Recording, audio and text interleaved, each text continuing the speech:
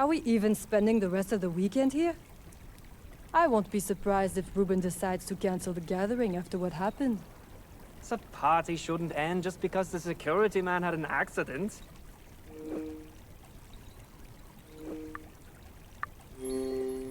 Wolfie, someone is dead. Isn't that reason enough to call the event off? Nah, accidents happen every day. And if you ask me, he had it coming. I didn't realize you disliked him so much. That's not what I meant. So, his death's been confirmed as an accident? What is there to confirm? The guy tripped and hit his head. End of story. You seem very confident about what happened. And you're overthinking it. Why are you so certain it was an accident? You weren't even there. I just heard people talking about it, that's all. Anyway, I'm going back inside. I'll see you at dinner. Take care, Shehi. Something doesn't feel right here. I need to find out what happened before anyone else does. I know. Lucas was like a son to you. No one should be forced to work while mourning a loved one. Don't be silly. I'm not being forced. As a matter of fact, I insisted on doing my job. Work keeps my mind busy and helps me cope with Lucas's passing. Lucas had been working for Ruben for quite some time, right? Had you known him for long? I would say about 5 years. The boy was so serious when he first arrived on Esperanza. It took a while for him to warm up to us all. He might have looked tough, but deep down he was such a sweetheart. I'm sure he was. Poor Lucas. Such a premature death. 37 is just too young to be taken away.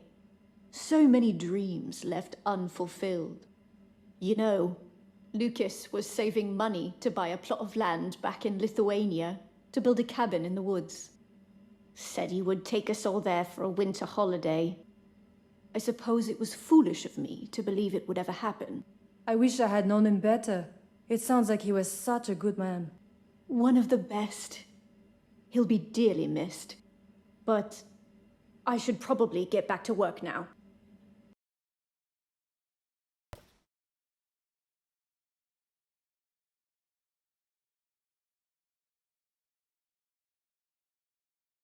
Sounds very believable, coming from a man drowning his sorrows in whiskey. I'm just enjoying my stay here. Besides, a little booze never hurts anybody. You can join me, if you'd like. Merci, but maybe next time. Wolfie, I'll be honest. I came here to talk about something very important with you. Bien. One drink wouldn't hurt. Ah, that's the spirit. Grab a seat. I'll pour you a glass. You do realize that the bottle is empty, right? Huh. Would you look at that? Any chance you grabbed another one from the mansion? Freddy, forget the drink. There's something more important I'd like to talk about. I've been reviewing the security footage. And what's that got to do with me? I witnessed Lucas's last moments, Freddy. His blood is on your hands. Oh, scheiße. Look, it was an accident, Margot. He lost his footing. It wasn't my fault. You believe me, right?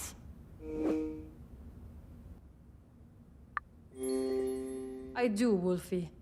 But that doesn't change the fact that you committed manslaughter. Which, as you know, is a punishable offense. I can't go to prison. My career, my reputation, all gone if I end up behind bars. Then we must ensure that this stays our little secret. And luckily for you, I've already deleted the footage. Mon ami, don't forget to breathe. Don't patronize me, Margot. Lucas's death was on him. I had nothing to do with it. I'm sure that if others saw the footage, their conclusions would differ from yours. Hold on. No one else has seen the footage yet? Mais non. And I can assure you that nobody will. It's been deleted. You're welcome. Margot, why would you do this for me? Perhaps I have a soft spot for you. Or maybe it's my desire to get the raw, uncut story first. So, let's hear it. Tell me what really happened. All you need to do is identify areas of the mansion clearly visible from the lighthouse. And while you're at it, keep an eye out for any unusual activity. That's it. And if I refuse?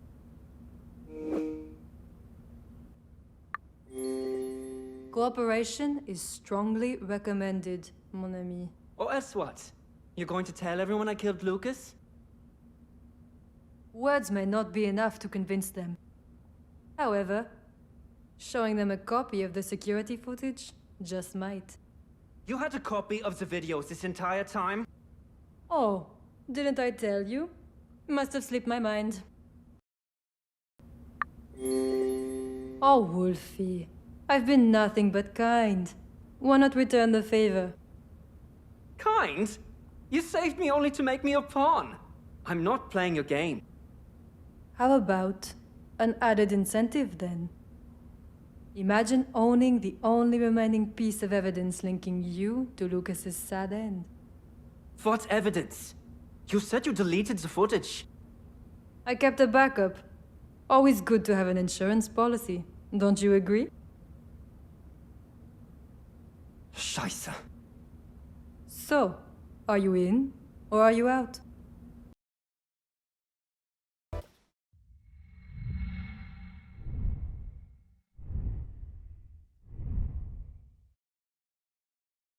Hey, I did my job. I got you information, didn't I? You were supposed to bring me something worth knowing, not some useless observations. At the very least, did you get rid of the map, as I told you to? Nothing but ashes now. Okay. And my lighter? I'd like it back. Scheiße. I must have left it in my room. I'll bring it later. You better. Did you bring the binoculars back with you? I left them back in the lighthouse. Carrying the whole case back would have drawn attention, right? Sometimes I question your ability to think, Freddy. You just left evidence behind. Don't worry. No one will even be able to enter the place. I pulled the handle of the lighthouse door and hid it. The binoculars are safely locked inside. Let's hope so. Now go take a shower before the smell soaks into my furniture. Ain't you forgetting something? Where's my footage?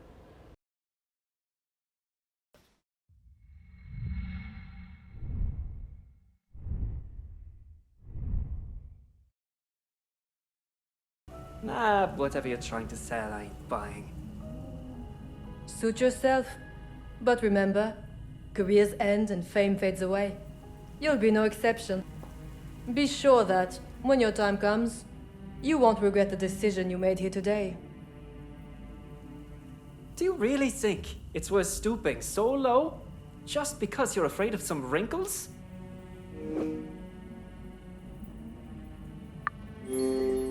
Fear is a strong motivator, but not the only one. The Overseer's main goal has always been about gaining more control. And what better way to do that than to outlive the competition and buy their stocks? Is that your goal or your boss's? I am one of the bosses, Wolfie, and I'd like to keep that position as long as I can. I see. So you're just a power-hungry fiend. Is that the only requirement for joining your secret elites group? Funny. But we don't let just anyone in. We are very exclusive after all. So, how did you end up in your secret society? It's a long story. I first heard of them from my mentor, Jamil, when I was studying journalism in the early 90s. He was obsessed with these rumors about a secret organization controlling the world. At the time, I didn't believe any of it and wrote it off as nonsense, as you are doing now. But a few years later, when I was already a powerhouse in the industry, Jamil sent me a dossier on the overseers. He was found dead the same day. The police called it suicide. I called it murder. Let me get this straight. The overseers killed a guy, and instead of exposing the asses, you joined them. It's funny how things turn out sometimes, no? I started by investigating Jamil's murderer, but all that did was attract their attention. Luckily for me, Jamil's dossier contained some incriminating evidence on them.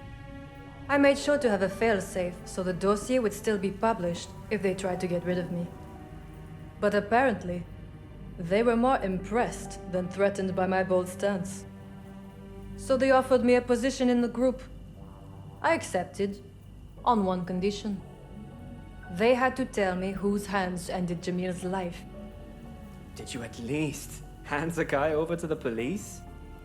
Let's just say, he got what he deserved. I stayed with the overseers afterward, thinking I could take them down from within. But, looking back at it now, I did it because of all the power and influence they gave me. So, you were corrupted. The way I see it, the overseers didn't change me. They showed me who I truly was. All right, Margot. It's been a great story. Really. But I think that's enough theatrics for one day. I'm not getting any younger, Freddy. And with each passing year, my beauty withers. You look fine to me. Oh, aren't you a charmer? But you'll understand when you get older. Once your body starts failing and the beauty fades, all that will remain is a shadow of your former self. People grow old, Margot. That's how it works. But it doesn't have to be that way. With Ruben's project, I can live anew. I spent my youth working toward greatness. I sacrificed many things to be where I am today. I don't regret any of it. But some extra time to enjoy what I've earned, that's what I truly want. You really are putting on a show here. Huh? Do you really expect me to believe this dramatic nonsense? That's a very harsh thing to say, Freddy, to someone who's trying to open up to you. Sounds more like a bunch of bull to me. Would you truly not want to stay young for another 100 years? Think of all the opportunities it would open up.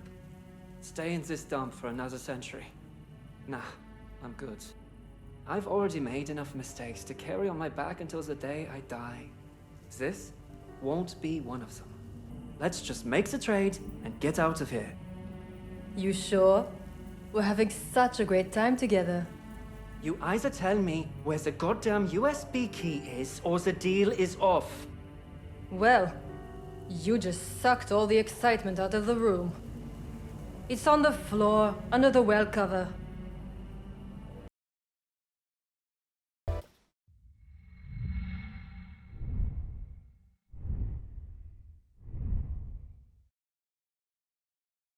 Oh, I've had my moments. In my student years, I was fueled by dreams and ideals, convinced I could reshape the world. But as they say, the road to hell is paved with good intentions. A single protest gone awry, and there I was, behind bars. It was only for a couple of weeks, but it felt like a lifetime. Good thing it was short-lived then.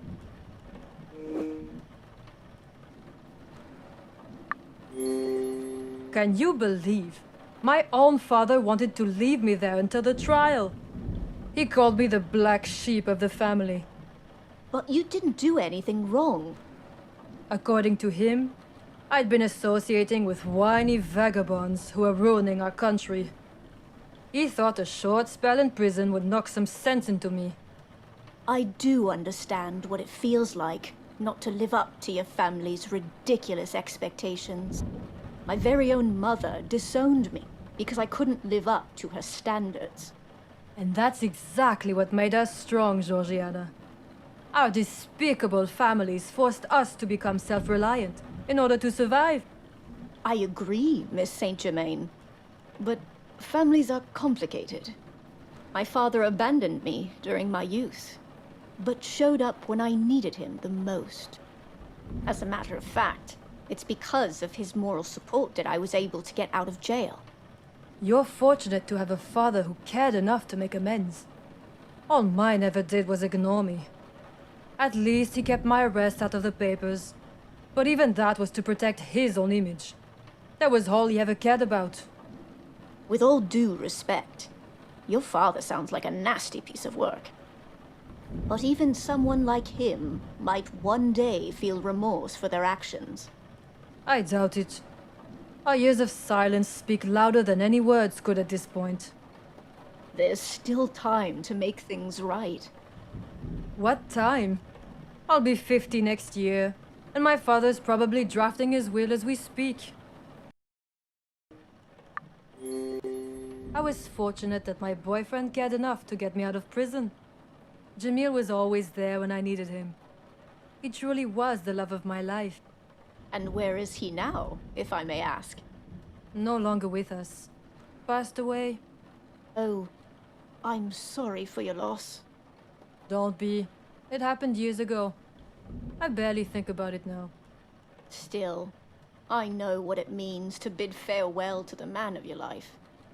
My own Benny met his maker behind bars.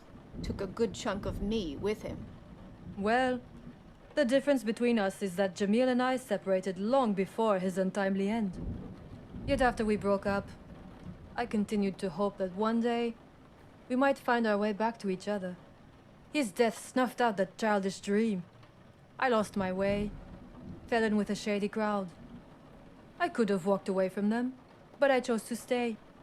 Why? Because their wealth accelerated bias into power. A rapid, intoxicating climb that made me forget everything else. If Jamil were here today, he'd be utterly disgusted by what I've become. My Benny would probably feel the same way if he saw what I've had to do to survive. I've got my hands dirty enough to need several lifetimes to redeem myself.